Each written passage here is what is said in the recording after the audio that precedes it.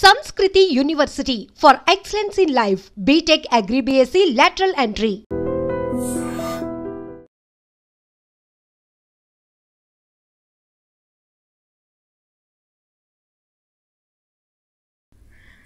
Rajesh sir చెప్పండి.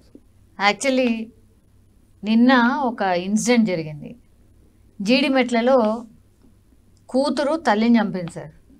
అది పూర్తిగా సెన్సేషనల్గా అయింది. అసలు గిదేంది, అసలు ఎన్నడన్నా ఇన్నామా చూసినామా? మరీ కన్న కూతురు తల్లిని చంపుడేంది? ఎంత కోపం ఉండుగాక, నీకు ఎంత ఏమన్నుండుగాక, కానీ గట్లా మరీ తల్లిని కూతురు చంపుడేంది? ఇది అసలు ఎవరికి కూడా ఎక్కలేదు సార్. ఇన్సిడెంట్ గురించి మీరు చూసే ఉంటారు సార్. మీకేమనిపించింది? ఎందుకు గింత ఆలోచన దొరి గిట్లెందుకు మారింది? అంటే ఏదైనామ్మా ఒక సోషల్ మూమెంటు, ఒక మీడియా మూమెంటు, ఒక వార్తా మూమెంటు, మంచి చెడుల కలయికతో ఉంటుంది. ఏది ఆశించినంతగా రాదు, ఏదో ఆశించినంతగా చేకూరదు. ఈ ఆధునిక సాంకేతిక పరిజ్ఞానం ఎంతైతే డెవలప్మెంట్ చూపెట్టదందో, చంద్రమండలాన్నే మన చేతిలో చూపెడుతుంది. ఇప్పుడు ఇజ్రాయెల్ ఇరాన్ యుద్ధాన్ని మన కనులారా మనం చూస్తాం. ఈ సోషల్ మీడియాలో వచ్చే కథనాలు ఏవైతున్నాయో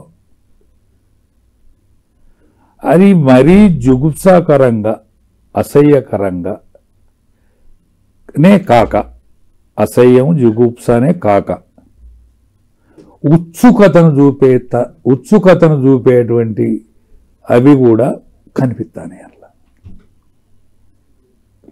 ఉత్సుకతను చూపెట్టేటువంటి విషయాలు కూడా కనిపిస్తాయి. విజ్ఞానం నేర్పండి, విజ్ఞానం వద్దంటలేము. విజ్ఞానం పేరుట అజ్ఞానం ఏదైతున్నదో ఈ కోరికను, మానవ ఉమెన్స్ వీక్నెస్ను, మనుషులకు ఉండేటువంటి వీక్నెస్ను దాన్ని సొమ్ము చేసుకునే విధంగా చూపెట్టి ఈ సమాజాన్ని నాశనం చేయకండి అని నేను ఈ సాంకేతిక పరిజ్ఞానాన్ని నేను తల వంచి నేను నమస్కరిస్తాను. అందులో మాకు తెలిసేటట్టు చెప్పండి, ఆధునిక ప్రపంచానికి తెలియని విషయాలు తెలిసేటట్టు చెప్పండి. కానీ ఉత్సుకతను లేపి నరాలు బిగించేటువంటి సన్నివేశాలు ఏవైతున్నాయో అది అసంపూర్తిగా చూపెట్టక మేము ప్రత్యక్షంగా చూస్తామనే స్థితికి సమాజాన్ని నెట్టకండి అని నా విజ్ఞప్తి. ఇది గట్లనే జరిగింది. ప్రాక్టికల్గా చెప్పనమ్మా, ఇప్పుడు నువ్వు ఆ సవతి పిల్లలు, ఆమె మొదటి సంతానం తర్వాత ఆమె మళ్ళీ పెళ్లి చేసుకున్నది. ఆ కోపమే ఉండిండొచ్చా ఆ బిడ్డకి? మేబీ అమ్మ, మా తల్లికి నేను మొదటి సంతానం. నేను 7 ఏళ్ళు కడుపులు ఉన్నప్పుడు, నిజం చెప్తాను, ఇది నా విషయమే. నేను 7 ఏళ్ళు కడుపులు ఉన్నప్పుడు మా తండ్రి ఇంకో భార్యను చేసుకొని వెళ్ళిపోయాడు ఊళ్ళ నుంచి. అందరికీ అలకగా తండ్రి దొరుకుతాడమ్మా, నాకు చిన్నప్పుడు తండ్రి దొరకలే. మా ఇంటి పక్కనే ఉంటుంది వాళ్ళ ఇల్లు కూడా, మా నాన్నది కూడా మా ఇంటి పక్కనే ఇల్లు ఉంటుంది. కానీ ఆయన వెళ్ళిపోయాడు ఇక్కడ నుంచి. మరి పెద్ద సంసారం. మా అమ్మని ఇల్లరికం పెట్టుకున్నారు, ఒక్క సంతానం ఇల్లరికం పెట్టుకున్నారు. ఇల్లరికం పెట్టుకుంటే నేను 6 ఏళ్ళలో 7 ఏళ్ళలో ఉంటా. అప్పుడు ఈ సంసారం ఎట్లా? మా తాత ఉన్న మా అమ్మమ్మ ముసలోళ్ళు అయిపోయింది. ఈ పెద్ద సంసారం ఎట్లా? ఈ ఒక్క పొల్లగాడు ఎట్లా? నా ఈడి మీద ఉన్న నా బిడ్డ ఎట్లా అని నాకు మళ్ళీ మా అమ్మకు మళ్ళీ పెళ్లి చేశారు. మా తండ్రి లోపల, మా తండ్రి మీద కసి, అయ్యో మేము నాన్న అని ఎవరిని విలువపోతున్నానే బాధ నాకు ఇంకా ఉంటుందమ్మా.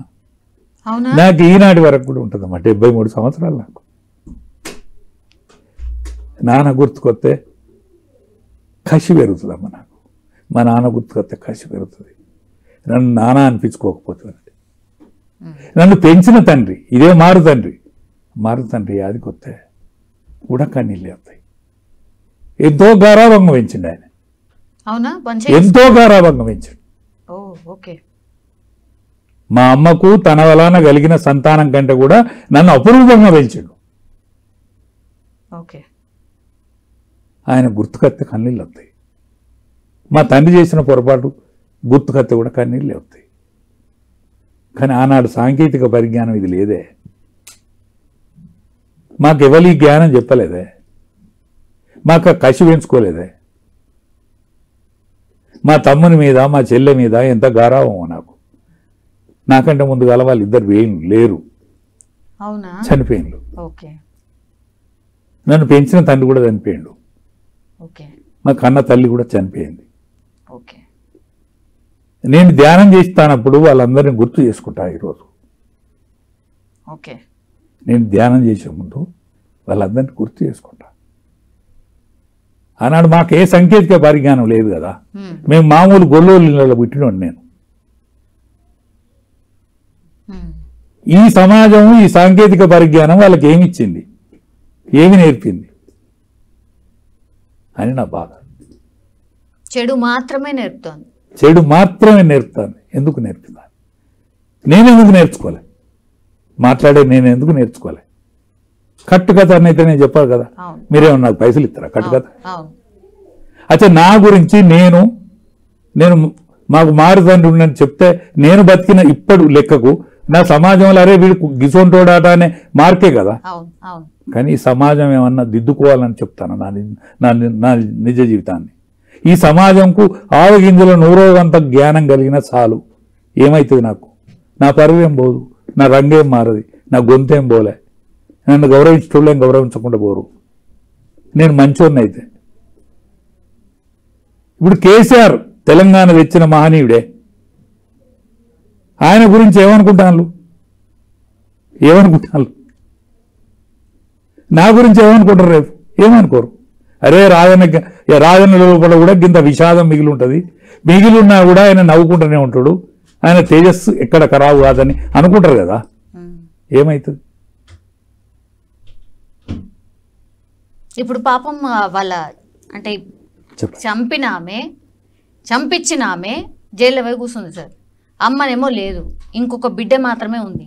ఆమె బతుకు ఏంది అర్థమైతలేదు. అమ్మ అమ్మ అని ఏడుస్తుంటే కళ్ళారా చూసి వచ్చినాం సార్. నిన్న పాపం అనిపించింది. అంటే ప్రశ్నార్థకమేగా, కనీస ఆలోచన ఎందుకు ఉండలేదు? అంటే ఒకటే అమ్మా, దాని అడుగున కాశీ పుట్టింది దానికంటే. మళ్ళీ నేను నిజమే చెప్తాను, ఇంకోటి నిజ చరిత్రే. మా చిన్నాన్న కుటుంబంలో, మా తోడబుట్టిన చిన్నాన్న కుటుంబంలో జరిగింది. మా తమ్ముని బిడ్డ వచ్చిరాని పరిజ్ఞానంతో దానికంటే పెద్దోనితో చదువుకుంటా అంటేనే వాని మీద ఏదో మమకారాన్ని పెంచుకుంటే, అరే మనం పరువుగా వచ్చిన కుటుంబం ఇట్లా ఎందుకు, ఇట్లా వచ్చిరాని కుటుంబం మన కులం కాదు తలం కాదు అనేటువంటి ఆలోచనతో పెట్టుకుంటే ఇది సూసైడ్ చేసుకున్నది. అమ్మాయి ఉరిపెట్టుకొని చచ్చిపోయింది. ఎవరి మీద కసి లేదు, తన మీద తనకు అసహ్యం. మరి వాళ్ళేమో సాంకేతిక పరిజ్ఞానం చూడలే. అంటే సాంకేతిక పరిజ్ఞానం మంచి చేసినట్ట చెడు చేసినట్ట. ఈ రెండు మా కుటుంబంలో జరిగినాయి. ఒకటో నా కథే, ఇంకోటో మా చిన్నాన్న కుటుంబంలో జరిగిన కథ. మా తమ్ముని బిడ్డ, మా చిన్నాన్న అంటే మా తమ్ముని బిడ్డ అవుతుంది కదా, మా తమ్ముని బిడ్డ చచ్చిపోయింది, ఉరి పెట్టుకొని చచ్చిపోయింది. ఎవరిని చంపలే. అంటే చూడొచ్చినందుకే కదా, ఎందుకో ఏవల పొరపాటు ఉంటే వాళ్ళు ఇప్పటికైనా దిద్ది ఈ సమాజాన్ని బాగు చేసే ఆలోచన చేయాలని నా విజ్ఞప్తి. నిజంగా ప్రస్తుతం ఉన్నటువంటి సమాజం దేనికి ప్రయారిటీ ఇస్తుంది? ఆర్థిక సంబంధాల చుట్టూ మాత్రమే తిరుగుతుంది. మళ్ళీ ఎన్నికలంగానే చాలా విరక్తి కలుగుతాం.